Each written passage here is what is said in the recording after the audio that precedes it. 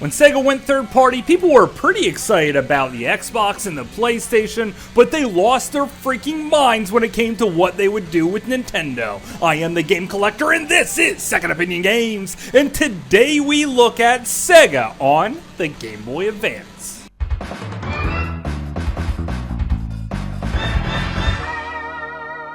Second Opinion Games.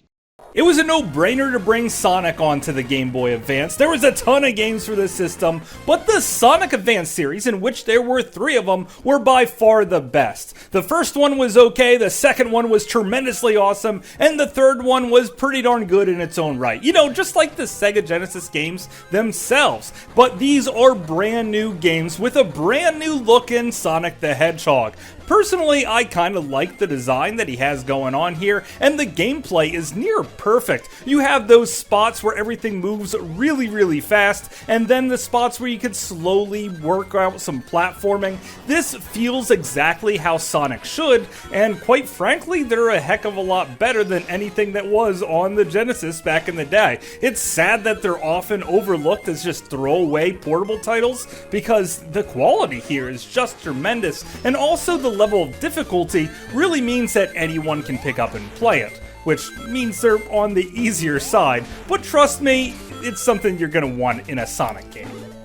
Sega had their share of epic RPGs, and the Shining Force series is not only a full-fledged RPG, but it's also a turn-based strategy game. Now, it's not just move everyone around and then the next day happens and everyone moves again. No, this time you could be moving a character and then your enemies could start moving, and then you will randomly start moving again until everyone moved, and then you'll have to move all over the place once more. Taking the time to get to know your characters is definitely something you're going to want to do, because different characters have their strengths and weaknesses. They also are freaking awesome. The graphics of this game are beautiful. The sound is tremendously awesome. And for everyone that really loved Advanced Wars and the Fire Emblem series, what were you thinking if you missed out on this experience?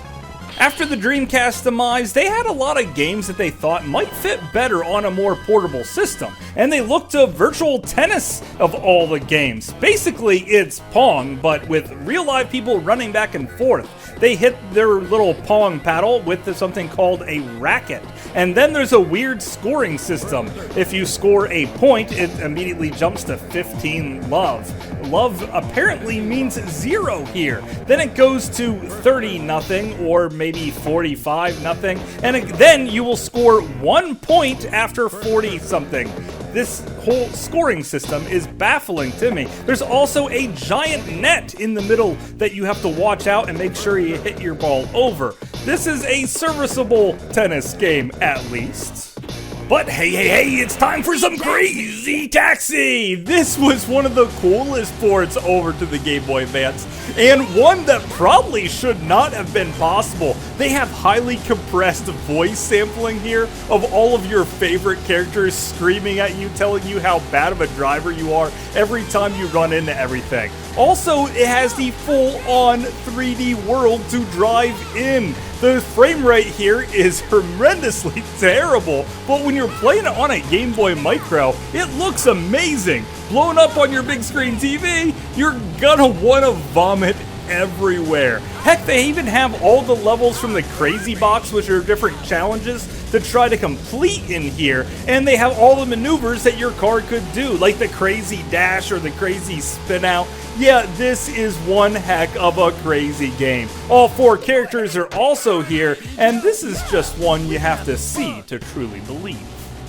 Just like Super Monkey Ball Jr., this is essentially Super Monkey Ball from the GameCube, completely tore down to size and shoved onto your Game Boy Advance, which is remarkable for lots of reasons, other than the fact that it's in 3D with real-time gravity physics, but also because it doesn't have an analog stick. So how did they handle the controls? Well, pressing the B button tilts the screen just a little tiny bit, and pressing the A button tilts it a whole lot. No button buttons just is somewhere in the middle, and both buttons at the same time just is nuts. Who would want to possibly do that? And then you go around picking up bananas that no longer say dole. There's even some mini games that you have to unlock after playing for a while, and if you can play this with its weird frame rate, well then you are a living legend. I don't know how anyone could get the regular Super Monkey Ball levels done, let alone this. I was never able to make it past the beginning stages. Any of the more advanced stuff just could not be done, and I feel really bad for anyone who had to playtest this. Sega, if you have yourself a successful series, rather than keeping it exactly the same, why not turn it into something new? At least that's exactly what they were thinking with the Pinball of the Dead. They took the House of the Dead concept and put it on a pinball machine. There are 3 different boards that you could pick from. They also have their skill shots where then you could try to take down a zombie or maybe a living person. There are plenty of zombies on the map, and as far as digital pinball goes, this is a heck of a lot of fun with its voice sampling completely intact as well. However, the ball physics definitely are something that is awkward. One time I had the ball underneath a flipper, and when I flipped up, yes, I said underneath the flipper, and when I flipped it up, it just shot all over the screen like crazy. This is a ridiculous idea and still manages to be super fun. The only thing I can say about it is I wish there was a lot more tables and maybe even a Big Brother sequel on the GameCube, or maybe now you can put it out on the Switch or something. I would buy that for $1. Another thing that's worth probably $1 is Space Channel 5 Ooh La La's Cosmic Attack.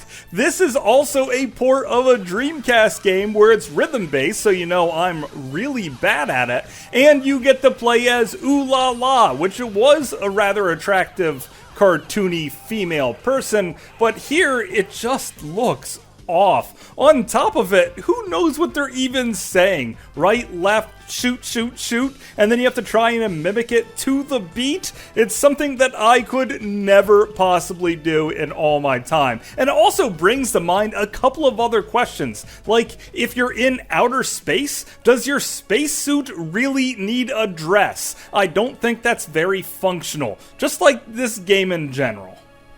But sometimes Sega does listen to its fans and bring us games we actually wanted, like some of the great arcade games. In Sega Arcade Gallery, you got 4 of the great Super Scalers all in one package, even if that package was dumbed down just a little bit. Afterburner doesn't look nearly as impressive as it did even on the Sega 32X. However, this is being played in the palm of my hand, so I am completely alright with it. However, Outrun seems to look just as good to me, and it plays really well too. Honestly, I think I can control this a bit better than I can on like any other gaming system ever, which might actually tell you how bad I am at Outrun in general. Space Harrier also plays great, and I like moving my guy all around, shooting the whole lot of weirdness that's going on, and Super Hang-On is still a motorcycle game where you just drive on a curving, winding track. This was a great inclusion to the Game Boy Advance's library. Just like Sega Rally Championship. Now, I played this a lot on the Sega Saturn, so when I got my handheld version, I was expecting something like totally dumbed down and crap. And then I saw it, and it was amazing. Now, I don't recommend you actually play it blown up on your TV with the Game Boy Advance player, because it does take some of the magic out of the game. But what is full of magic is your navigator telling you how to take each of the corners as you approach them. Also, the maps themselves are fairly short, giving you just enough time to pass 1 or 2 of your opponents before moving on to the next map. So it always becomes just something new every couple minutes, and something that is just really fun to play, or pick up and play anytime you want, like a handheld should be. This game is just pure genius, and I can't believe Sega had the balls to make it. which they didn't make Astro Boy, but Treasure did, a very well-known game maker. However, they got Sega to publish this game because they heard that Michael Jackson worked with Sega quite a bit back in the day, and they thought this would be the best publisher to bring a small young boy running around in his underwear firing missiles and guns and stuff out of his buttocks. And what they gave us was one tremendously awesome game despite that really stupid concept. Even if that concept does go back to like the 1950s animated style in Japan, what the heck were they smoking? And how did Treasure manage to turn this into one of the best action platformers ever and not bring it to like the GameCube and the PlayStation 2 in its full glory? And it definitely deserved it in every way, shape, and form. One of the things I love about this game is how well they do sprite scaling. They'll make a common enemy and then just make it bigger and bigger to fight again without making it too boring. This is really interesting. Also, I like the whole level up features where you continuously power up your Astro Boy by increasing your light or your laser or maybe even those butt cannons. After all that action, I need a nice relaxing puzzle game. And maybe not relaxing was the right word, because Choo Choo Rocket is a fast, frantic puzzle game where you try to have mice go into rocket ships and blast off. Now, this was also a port of a Dreamcast title, however, they left the entire game intact right down to the graphics. It looks almost as good on the Dreamcast as it does on the Game Boy Advance, and that was very impressive. It's all about the gameplay here. That's what truly makes the game magical, and it manages to retain all of that. Also, if you like playing multiplayer, that's one of the main reasons to play it on the Dreamcast. Well, via a link cable, you can do that on the Game Boy Advance. If you're playing it by yourself, there are still plenty of missions that you can play through and have a great time with it. You gotta give Sega props. They aren't afraid to go weird. And that's exactly what Sega did with the Tower SP. Now, I only bought this game because Sega's name was on it, knowing nothing about it. And when I started playing, it was a building a tower office game where you try to put in office spaces and hire security guards and elevators and a cleaning crew so you don't get cockroaches in your tower, which is growing up by the minute. And you also have to control everything about it. And it's just plain weird. Also, a strange choice is to have completely realistic sound effects. So they have little phones ringing and people walking around and marching. This just baffles my mind. However, if you play it for longer than 5 minutes, you're gonna end up being sucked in and waste half of your day on it because you just want to make the most efficient office building ever. This is just one of the craziest games I think I ever played, and I didn't expect it to come from Sega. Just like our very last game, Charlotte's Web, where you play in an action platforming pig.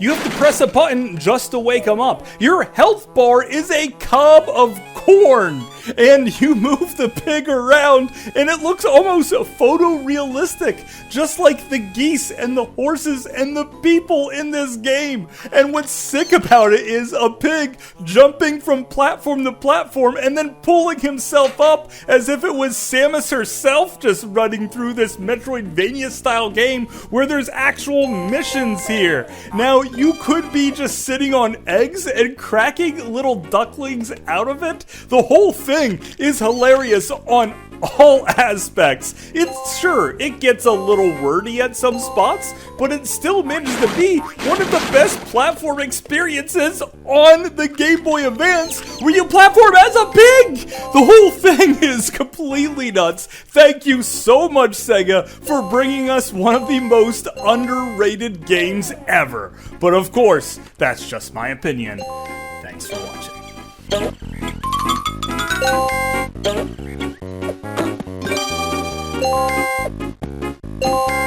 Easy right. 100. Easy right. Easy left. Oh no! 100. Easy left. Easy right. Oh no!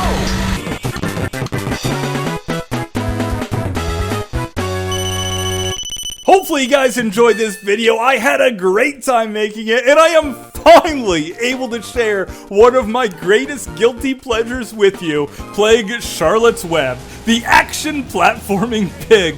I never thought the day would come that I would be able to admit that in public, but yes, it really is that average and awesome at the same time. So let me know what your biggest guilty pleasure video game is, because I really want to make a video game about it, and I only have a couple of them that I really love that everyone else seems to hate. So I really want to hear your feedback on this. So please let me that message, and until later, I will see you later.